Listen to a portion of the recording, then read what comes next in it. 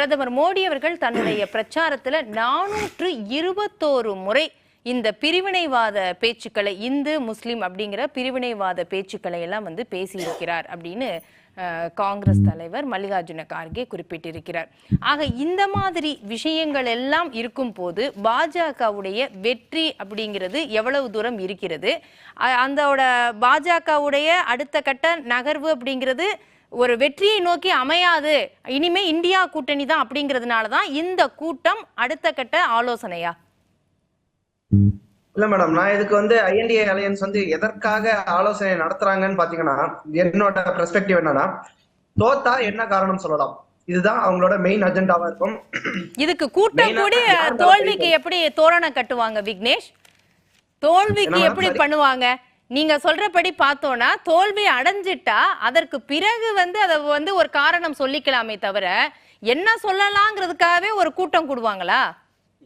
அதான் மேடம், இவங்களுக்கு வந்து ஜெயிச்சுட்டா யாரு பிரதமரா தேர்ந்தெடுக்கணும்ன்றதுக்கே 48 மணி நேரம் தேவைப்படுது. நம்ம ஜெயிச்சா சொன்ன மாதிரி ஜெயிச்சா என்ன பண்ணணும்ன்றதுக்கே 48 மணி நேரம் தேவைப்படுது. சோ தோத்தா காரணம் சொல்றதுக்கு அதை விட அதிகமான நேரம் அவர்களுக்கு நிச்சயமாக தேவை. யார் மேல பழி போடலாம்? திமுக மீது பழி போடலாமா, இல்லை ராகுல் காந்தியை வந்து காப்பாத்துறதுக்காக அமித்ஷா குற்றச்சாட்டு வைத்த மாதிரி கார்கே மேலேயே பழி போடலாமான்னு பார்க்கலாம். ஏன்னா ஸ்டாலின் ஏன் பிரச்சாரத்துக்கு போல அப்படின்றது நிறைய கேள்வி கேட்டிருந்தீங்க.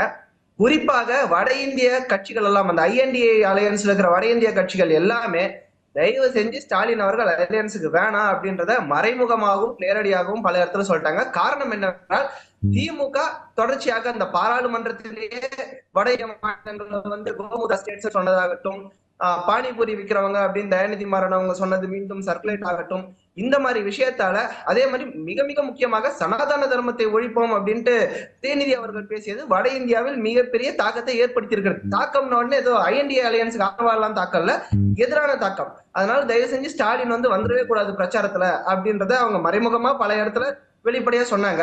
சோ திமுக மேல பழைய போட்டலாமா, யார் மேல பழைய போட்டலாமா, அந்த மாதிரி விஷயத்தை டிஸ்கஸ் பண்றதுதான் எனக்கு தெரிஞ்சு முக்கியமாக இந்த மீட்டிங் வந்து இருக்கும். நரேந்திர மோடி அவர்கள், அதாவது குறிப்பாக பாஜகவின் வெற்றி அப்படின்னு பாத்தீங்கன்னா ஒரு விஷயம் உறுதியாக சொல்ல முடியும், 400 இம்முறை 400 அப்படின்னு சொன்ன அந்த முழக்கம் வந்து கொஞ்சம் கஷ்டம்தான்.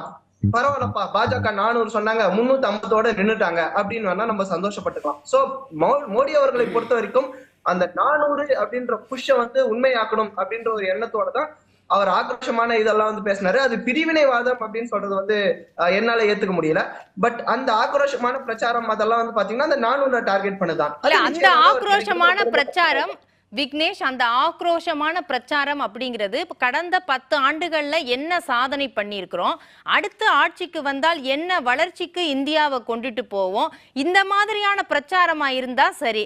ஆனா இந்த மாதிரி பிரிவினைவாத பிரச்சாரங்கள், இந்து முஸ்லிம் அப்படிங்கிற ஒரு பேச்சுக்கள், இதெல்லாம் வந்து வெற்றியை தரும்னு நம்ம எப்படி சொல்ல முடியும்? எத்தனை காலம்தான் இந்த இந்து முஸ்லிம் பிரிவினைவாதம் இதெல்லாம் பேசிக்கிட்டு இருக்கிறத வட இந்தியாவில கூட அது செல்லுபடி ஆகுமா? Exactly ma'am. காரணம் என்னன்னா, முதல் கட்ட தேர்தல் வந்து பாத்தீங்கன்னா பாரத பிரதமர் நரேந்திர மோடி அவர்களோட பிரச்சாரமே வந்து எதை மையப்படுத்தி இருந்துச்சுன்னா, நாங்க பாருங்க இந்தியா வந்து விக்ஷித் பாரத் 2047ல எங்க கொண்டு போய் நிறுத்த போறோம் அப்படின்றத அவங்க பிரச்சாரமா இருந்துச்சு.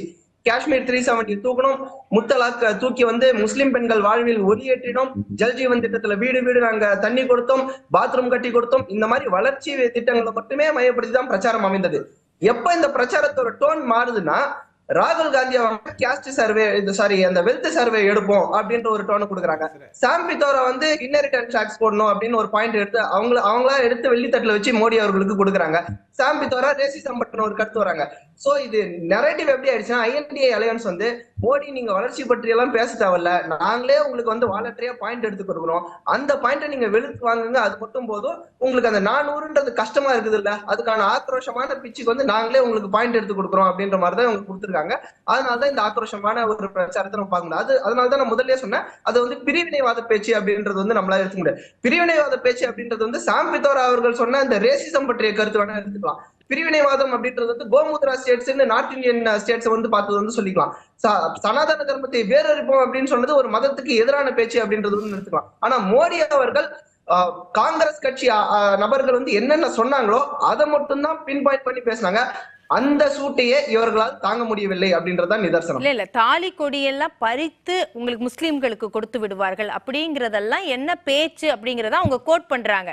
இப்ப மன்மோகன் சிங் அவர்கள் கூட பஞ்சாப் வாக்காளர்களுக்கு எழுதினதுல இது மாதிரி எந்த ஒரு பிரதமரும் பேசியதே கிடையாது, நான் எந்த சமூகத்தையும் முன்னிறுத்தி நான் அவங்களுக்கு வந்து சலுகைகள் கொடுத்ததில்லை, என்னையே பேசுறாங்க அப்படின்னு வருத்தத்தோட தான் அவர் எழுதியிருக்கிறார். அப்ப இத்தனை காலமும் எந்த பிரதமர்களும் பேசாத பேச்சுக்களை இந்த மூன்றாவது தடவையும் நான் பிரதமர் ஆகணும் அப்படிங்கிறதுக்காக ஒரு கடைசி கட்ட உச்சகட்டமான வார்த்தைகளா நம்ம இதை எடுத்துக்கலாமா?